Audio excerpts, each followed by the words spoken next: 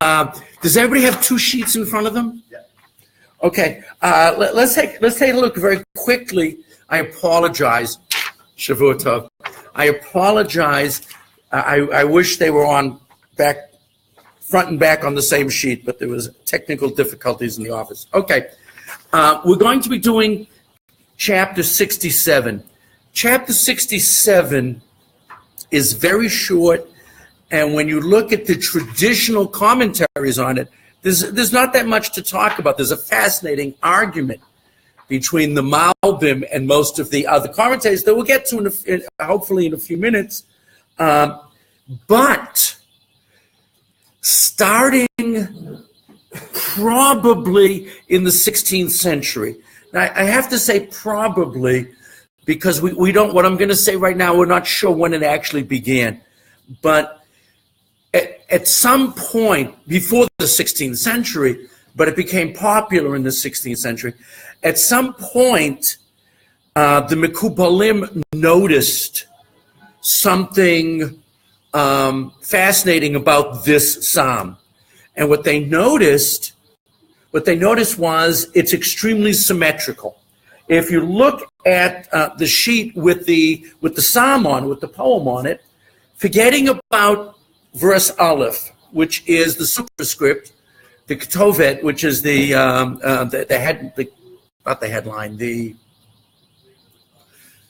superscript, they say in English. Okay, it's the title. By the way, if you look in Christian Bibles, they don't number that.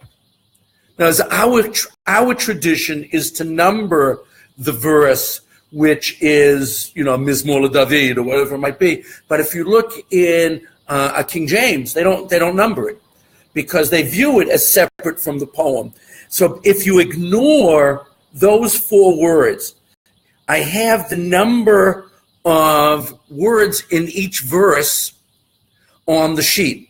And you notice it goes 7, 6, 6, 11, 6, 6, 7, right? So at some point, there were Mekubalim that noticed the symmetry of the poem. And they decided the symmetry of the poem describes what object? The menorah. That the symmetry of the poem is a description of the menorah. A very long verse in the middle, which is the middle line. So take the diagram right now. Take the diagram. Oh, you didn't take a diagram? Yeah, I got plenty. Okay. We're going to spend a few minutes on the diagram. If you look at the diagram, it's best to hold it sideways. With the right side on the bottom, left side on top, okay? If you read the middle line, the long line, it's the middle pasuk. It's verse A.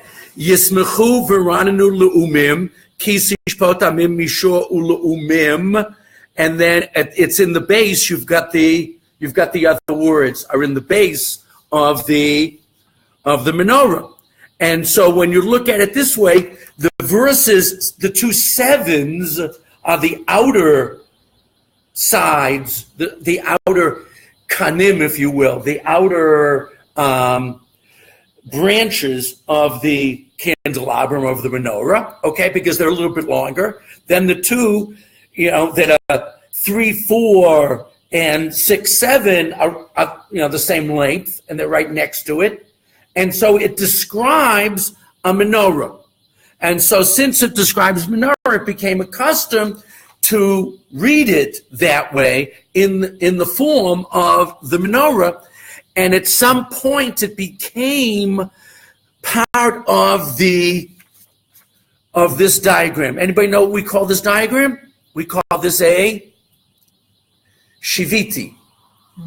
This diagram is called a shiviti, and Sfardim quite often have them printed in their siddur, so they can look at it. I've been davening at this 8 o'clock minyan in in Baka, and there's a Sephardi gentleman who has a shiviti, and it's on a piece of cardboard, and he raises it up in the back of his siddur. So when he's davening, he's not only looking at the words, he's got the shiviti in front of him.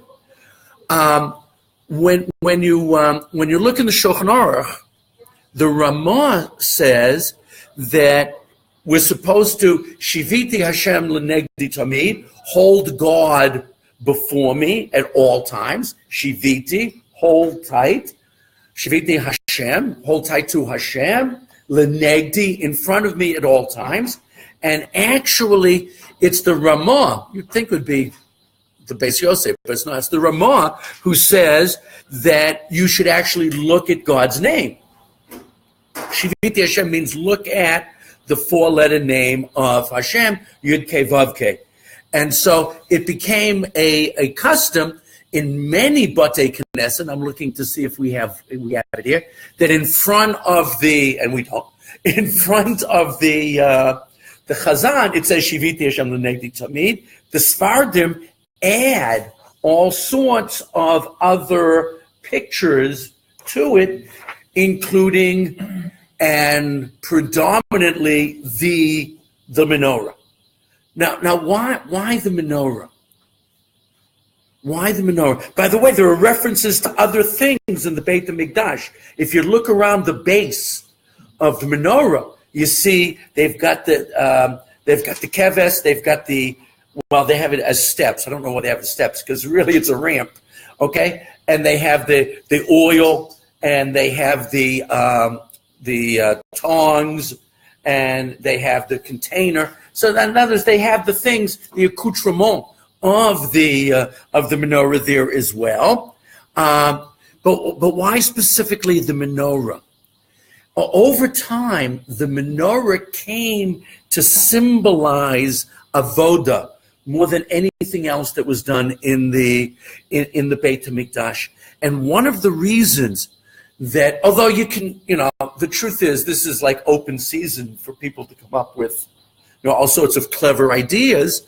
But in the Beit HaMikdash, the first thing done every morning was the lighting of the menorah, and the last thing done every night was the relighting of the menorah. So it was like the beginning and the end of the day, which a lot of Jewish thinkers, specifically Mekubalim, compared to what? Shachris and Mariv. In other words, you begin your day with talking to Hashem, lighting the menorah, and you end your day with talking to Hashem, which was also lighting the menorah. And so this poem became the poem that symbolized that connection between the menorah and our avodah, our service and prayer to Hashem. We'll get to the content of the poem in just a minute, but that's not why I decided to do it this week. I'm going to say more about the Shiviti in just a second. But why? Does anyone know why I chose Psalm 67? You take those numbers again, 7, 6, 6, 11, 6, 6, 7, and add them up in your head. And what do you get? I cheated. I know the answer. I'm sorry, you get? What's the numbers again? 7, 6, 6, 11, 6, 6, 7. Let me guess, 49. 49. You get 49. And so that after counting the Omer every night, many people, I don't, I'll talk about this in just a second, many people have the custom of reciting Psalm 67 because they say that the 49 words in the poem correspond to the 49 days of the Omer. And today, as the 8th day, you're supposed to be concentrating on the word lada'at. Now, it gets even better because look at verse 5. If you look at verse 5, okay, I'm going to give you the two sheets, okay? No, don't go. Come on. You're all set. If you look at verse, if you look at verse 5, anyone want to guess how many letters there are? Not much of a guess anymore. Okay, the answer has been given. Anyone want to guess how many letters there are in verse 5, the longest verse? It's 49. It's 49. And sometimes if you have a Sephardi Siddur, not so much in the Ashkenazi Siddur, after the count each day, it'll have the Sphira of the day. So the first week, the Sphira is Chesed, and then we're in the second week, so now it's Gvura. So with the first day of the second week, so today is Gvura Chesed Shebigvura. It's the first day of the second week. So in other words, we go through the seven times. So Atzko has that. But what Atzko, the Ashkenaz Atzko doesn't have is, after that, many Siddurim, mostly Sephardi, have a letter. And the letter that they have is the letter from verse 5 of our poem. So today you count 1, 2, 3, 4, 5, 6, 7, 8. Today is Reish. And so you're supposed to be like concentrating on word number 8, which is Lada'at, and letter Reish. So it's like, it's like Sesame Street. Today is brought to you by the letter Reish. Okay? And each letter has within Kabbalah different meanings to it. Okay? And so that they put all of that into their thinking when they recite Sfirat HaOmer. So that I thought that to do this today, would make sense. We'll see if we finish it today. We may go over till next week. And so the poem isn't specifically tied to the Omer. It was really chosen because of the numerical value. We will make a connection. We will make a connection when we get to the content of the poem very soon.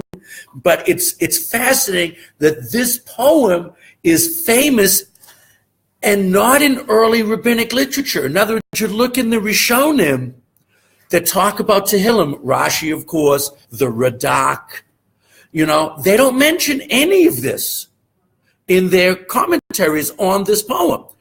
It only became well known in the 16th century. Does that mean that no one thought this way before the 16th century? I don't know. But it was only in the 16th century with the great Mekubalim of Tzfat that these Kabbalistic ideas became known. Before the 16th century, to be a member of the Kabbalah meant it was a secret society. In English, the British notice it, a cabal.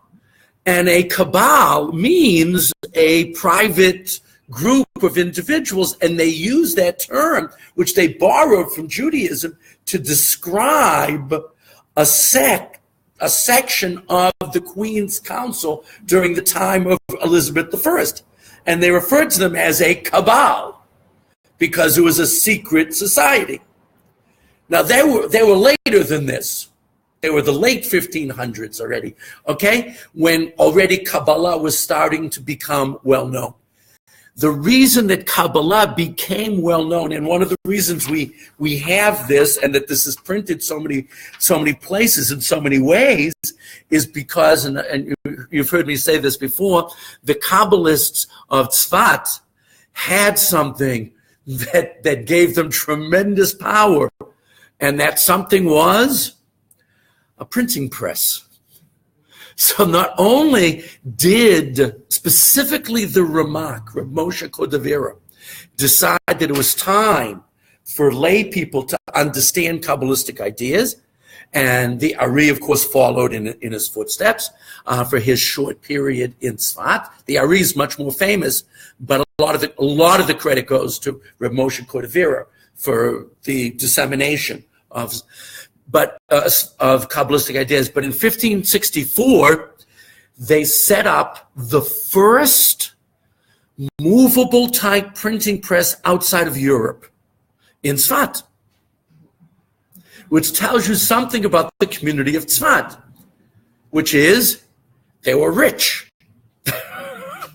And it's true. They were rich. They were wealthy. And that is to bring the printing press. By the way, when you bought a printing press, you also brought printers, because all the printers were a closed guild.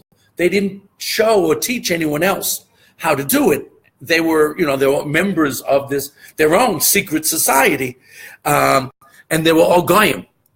What's fascinating is, if I one before we go back to this, one more piece of trivia. There was no Bible printed entirely by Jews until 1938. Until 1938, all of the printing, not all of it, because Jews were involved, but the only time, or the first time that a Tanakh was printed by only Jews was 1938 here in Eretz Yisrael, and it was done by Eli Koren, Oliver Shalom. And that was, he invented his own typeface and everything, the Koren print and the Koren press and all of that. And he was a wonderful man. I got to meet him a couple of times before he passed away in the 90s.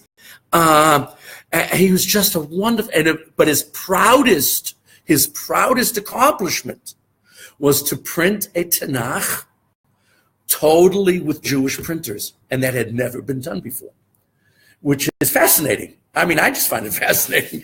But Jews before that started getting involved. It was no longer a closed guild anymore. But still, there weren't that many Jews in the print industry up until that point.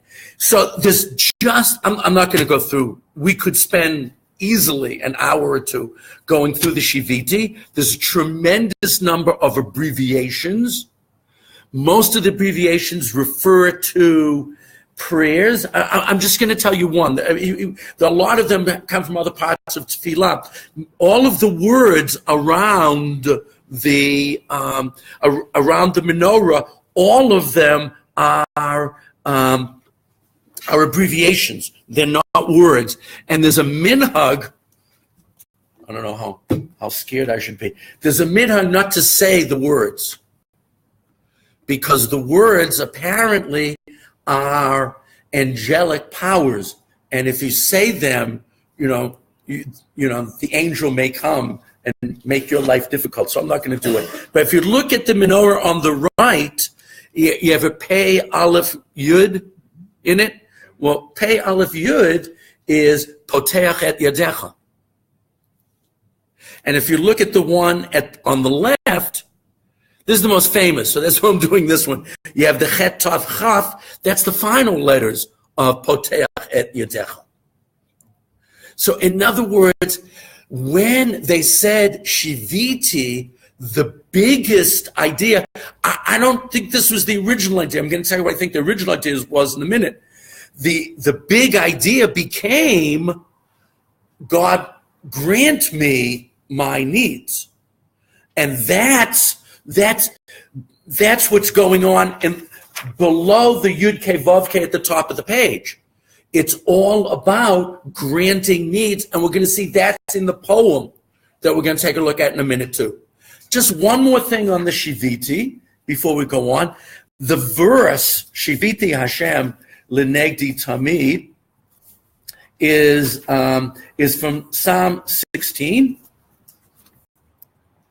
It's from Psalm 16. I think it's verse 5. And so it's got the pasuk, but watch how it has the pasuk. Shiviti Hashem. You're reading from right to left, right? Shiviti in the upper right-hand corner.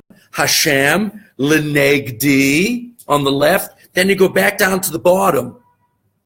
Tamid However, then there's got an abbreviation again. Kaf Mem Bet Aleph. That's the end of the pasuk. And the pasuk is, I didn't remember by heart. Ki mimini bal emot. It's verse 8, okay? And that God is always at my right hand. I will never weaken. Well, how does he translate here? I will never be shaken. Okay? So in other words, Shiviti Hashem l'negdi tamid. Why? Ki mimino balamot. So that I remain secure and steadfast in my life. Okay? So this is what you're supposed to have in mind when you daven, that Hashem is literally right in front of you. Now, this isn't my favorite pasuk for this. My favorite pasuk was my favorite pasuk is a ma from Chazal rather than a pasuk. But I like da lifnei ata omed. Know before whom you stand, which is a little less. It's the same idea, but a little less Kabbalistic. And I had my daughter. My daughter's very, very artistic.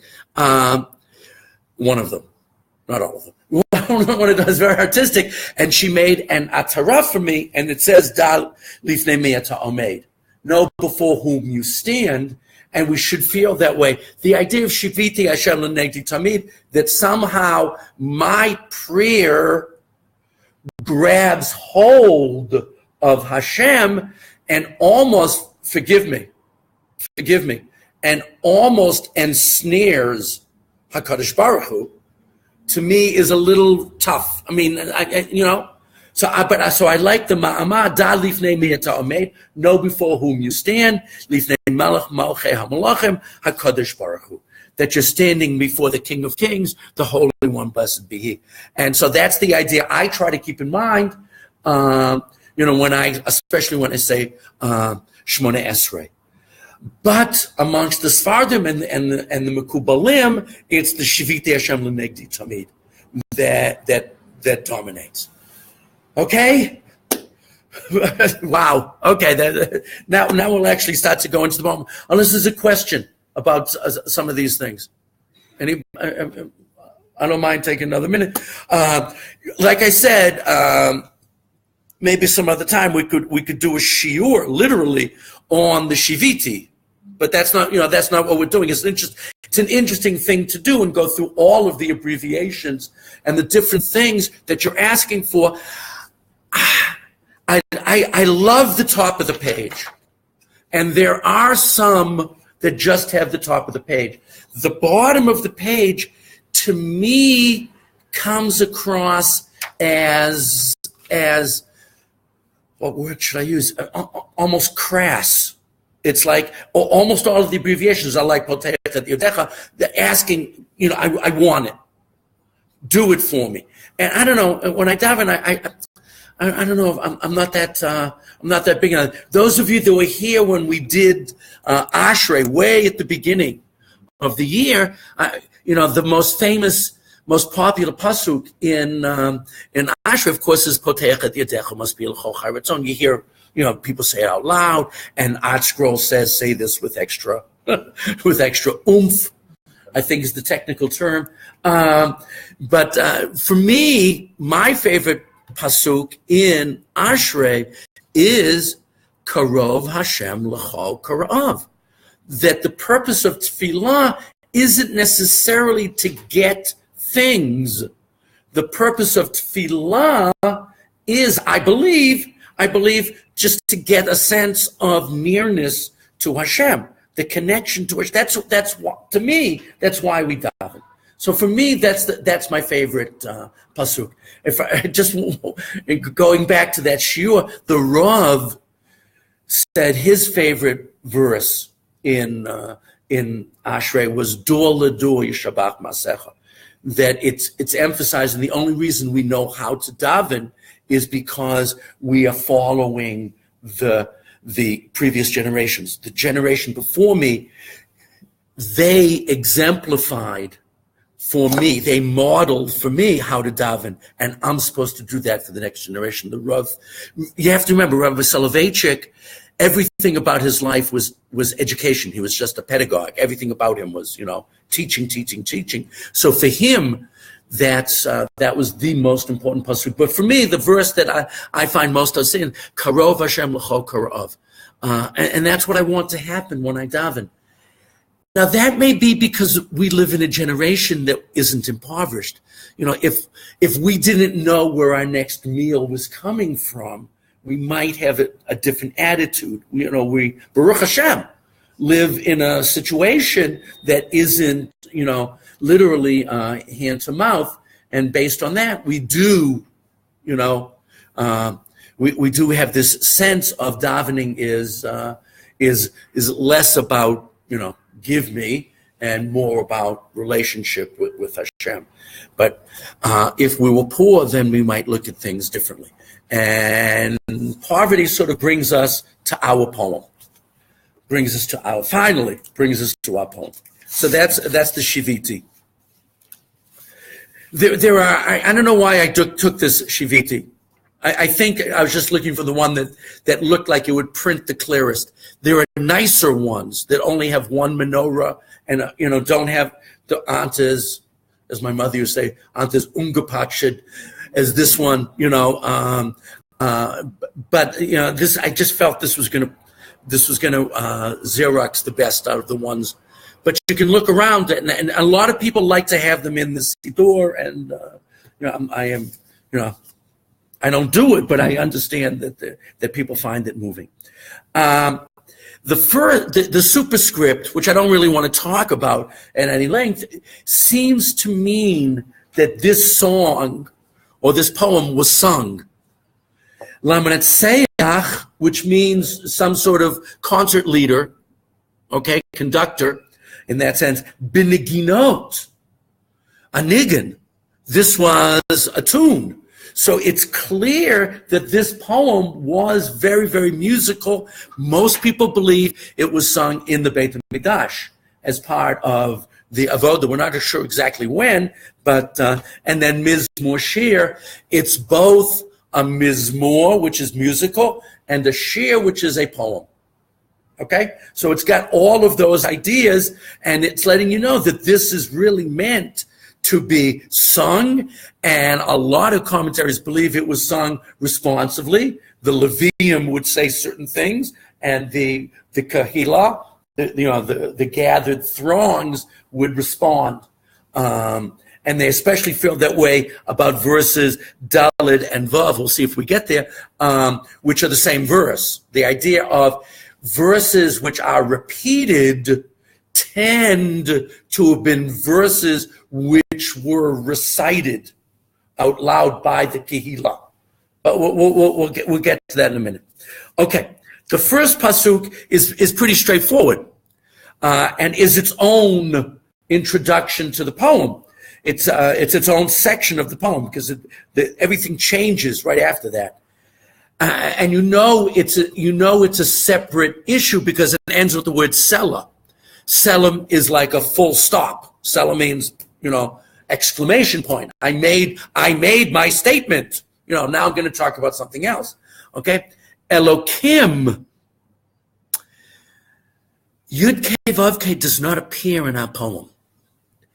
And it's very fascinating that a poem that's put on the Shiviti, which emphasizes Yud Kei Vav Kei, doesn't have Yud Kei Vav Kei in it. Why? Why does Yud Kei Vav Kei not appear in the poem? When we get deeper into the poem, we're going to have the voices are going to be that of Gentiles. And Elokim is the generic name for God. It's still God with a capital G, but it's the generic name for God rather than Yud Kei Vav Kei, which is the more personal name for God, which Jews use. So since this poem, a lot of it, we believe, was based upon words either Goyim, Gentiles actually said, or words we put into their mouths. Okay, we emphasize the Elokim nature of God, which is the God of nature and justice. So it's very unusual what's happening in verse number 1. In verse number 1, it's a supplication. It's a request before God, and usually supplications don't go to Elokim. Usually supplications go to Yud Kei Vav Kei, because Yud Kei Vav Kei is the God of Rachamim, of compassion and empathy. And that's who when we need something, it's that name of Hashem that we address. Okay, so it's unusual, but it's consistent that Elokim is the only name for God in our, well, sort of. There's a variation on it at the end, but we'll say it's Elokim is the only name of God. And look what we say to God. This is clearly a bakasha. Yechanenu, show us grace. Give us things that we don't necessarily deserve. That's chen. V'yavarachenu, and bless us. Give us an increase in necessary things. Ya'er panav itanu, and shine your face, your countenance upon us. Selah, stop. What's that remind you of? The beginning of the Shmoneh. No, I mean, yeah, but no. No, there's a clearer. Chanenu v'varachenu ya'ir panav itanu. It's Birchat Kohanim.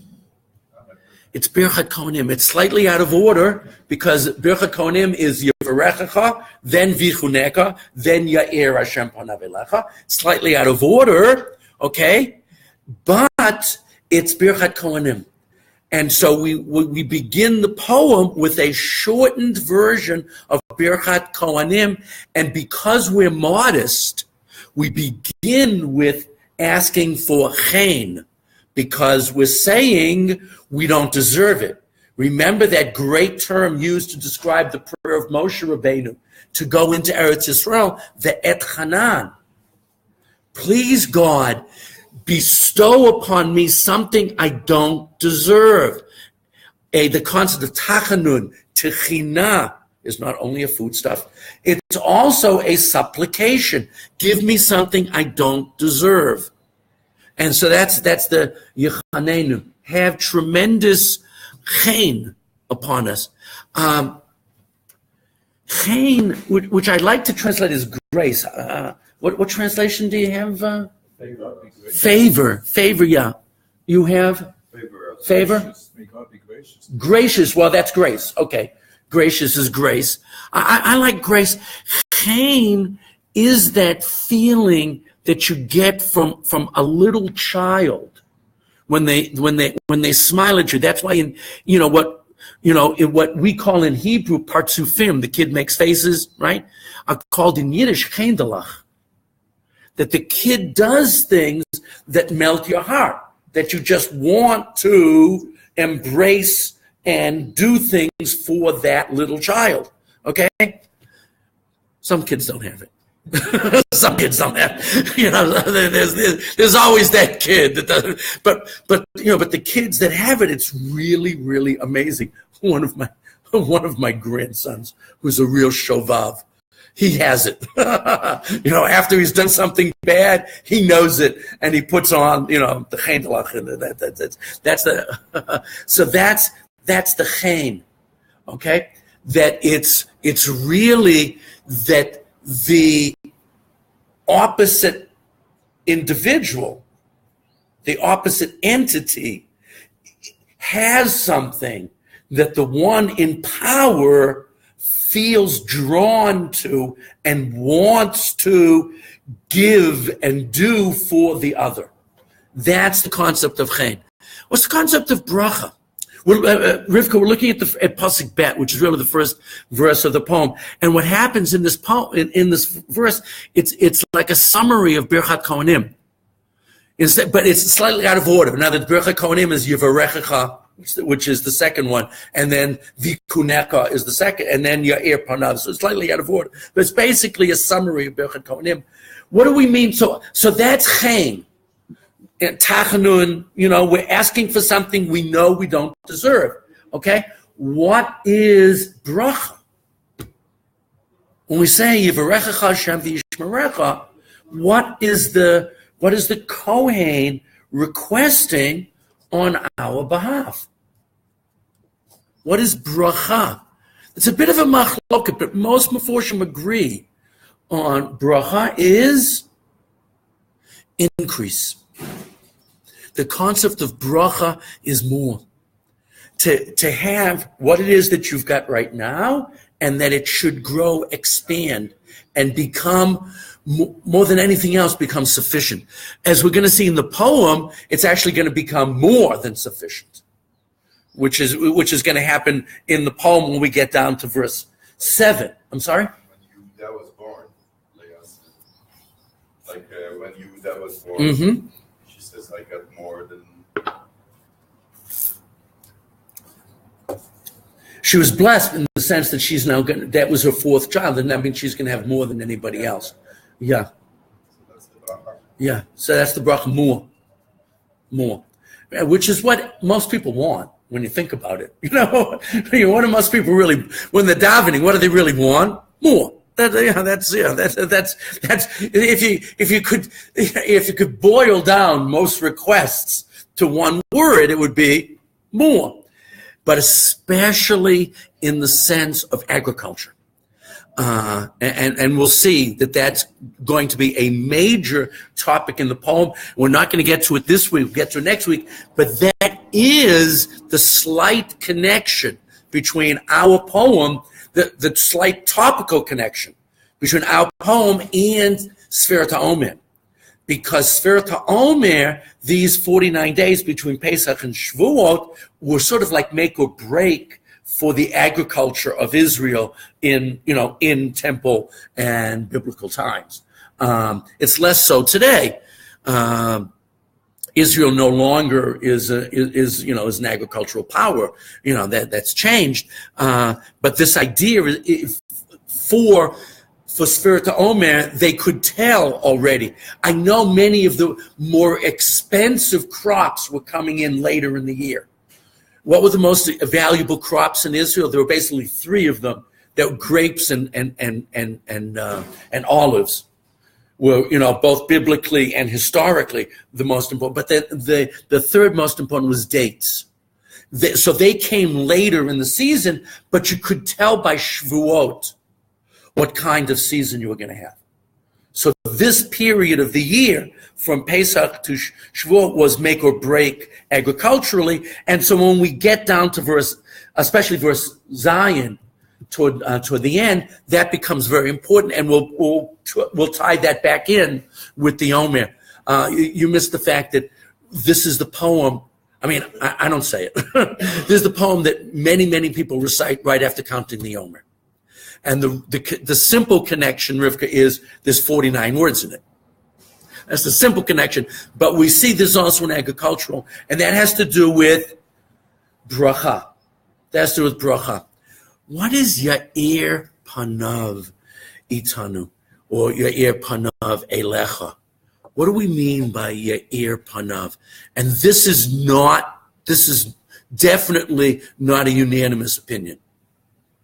There are a number of opinions, and there are two that I like a lot.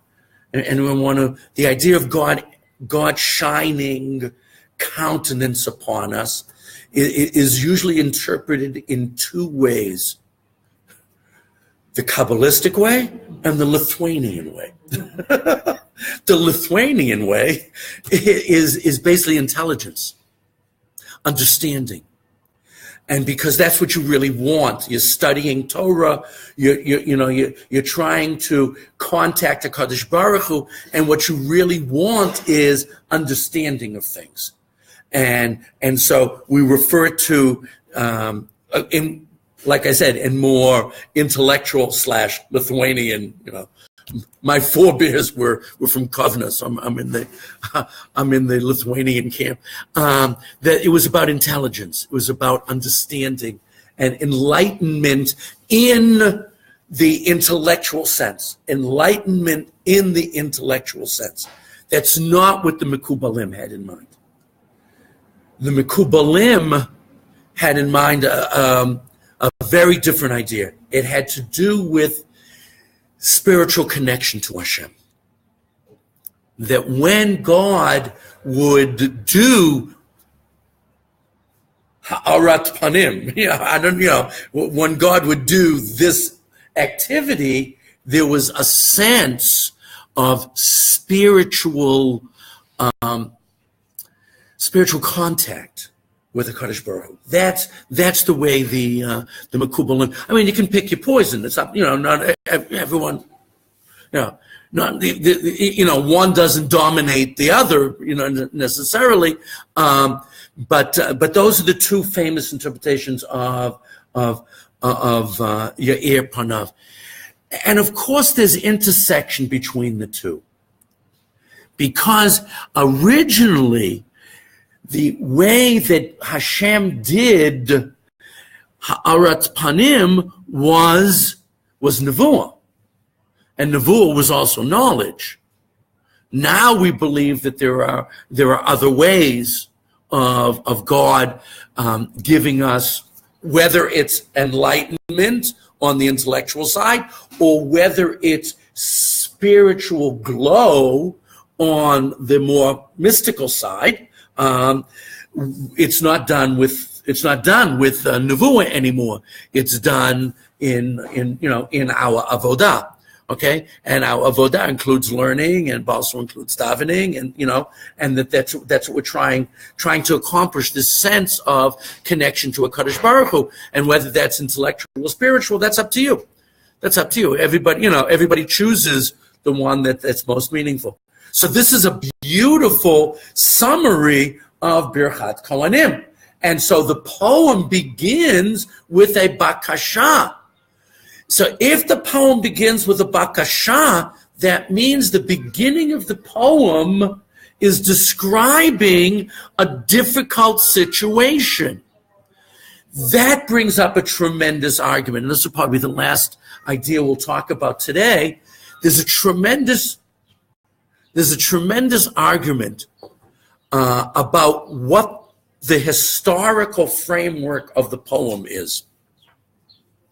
In other words, if the poem begins with King David, and we're going to give the authorship to King David, if the beginning of the poem has King David asking for something, begging for something, remember, it starts with Yechanenu, so that's begging, right? So if the poem begins with David Melech begging for something, he was in a bad situation. Almost all of the commentaries say that this is describing the period just before the coming of Mashiach. And it's a reference to a future event. Almost every commentary says that. There are a small number of Parshanim who say it's describing a historical event, and the most famous of that group is the Malbim, Meir Leibish ben Yechiel Michal, who was a very famous rabbi in Central Europe in the mid 19th century. Now you have to understand, he was a rabbi who was a tremendous Talmud Chacham, who was a synagogue rabbi.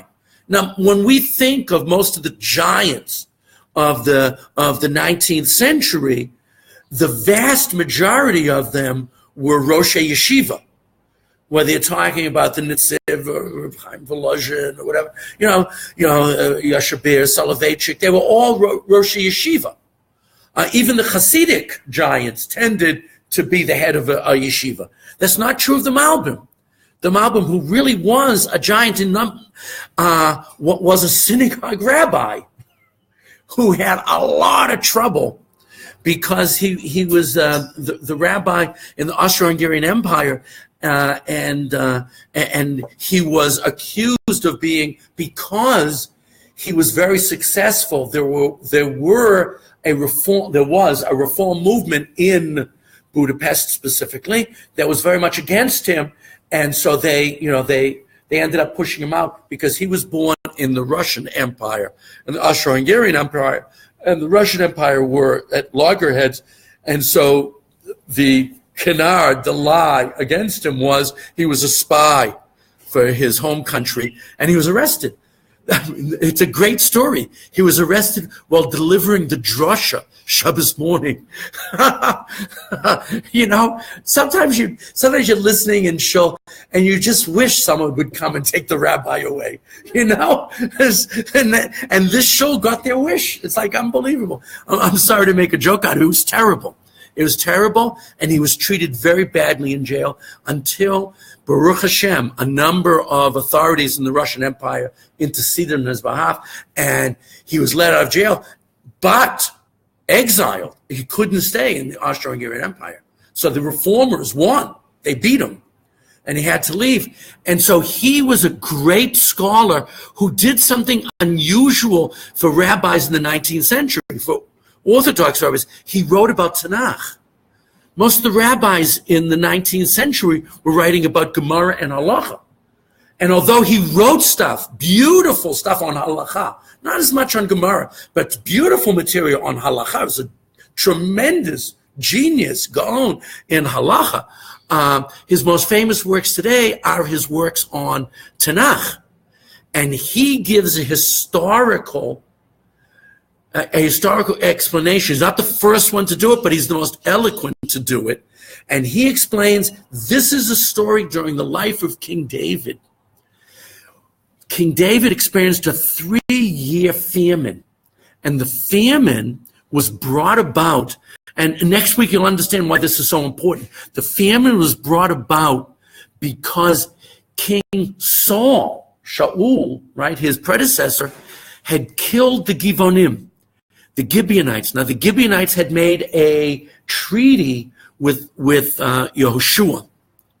And the treaty with Yehoshua was, yes, you could become Jews and we'd take care of you, but you were going to be the lower echelons of society.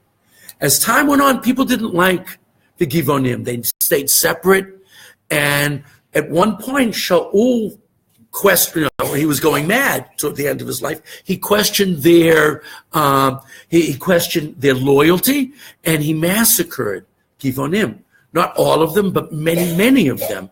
And right after, when King David became king and things settled down, God punished the Jewish nation for the killing of the Givonim. And there was a 3-year famine. And King David is saying verse bet, begging God to end the famine. Gesundheit. Oh, wow. 2 for the price of 1. It's that season. I'm surprised I'm not sneezing too. It's definitely hay fever time. And so the begging for blessing is a direct result of the famine. And so they were really in a bad situation. And you'll see how that unfolds as the poem goes on. And as you study, which we'll do next week, as you study the poem, you have to do everything twice. Once in the historical story of the Givonim, which fits very beautifully, and once looking at it as predictions of what's going to happen in Yemot HaMashiach, in the Messianic era. And that's what we'll do. That's what we'll do next week. Okay, so everyone should have a Shavua Tov and get back to regular eating habits. I didn't get there yet. You didn't get there yet. It's too early.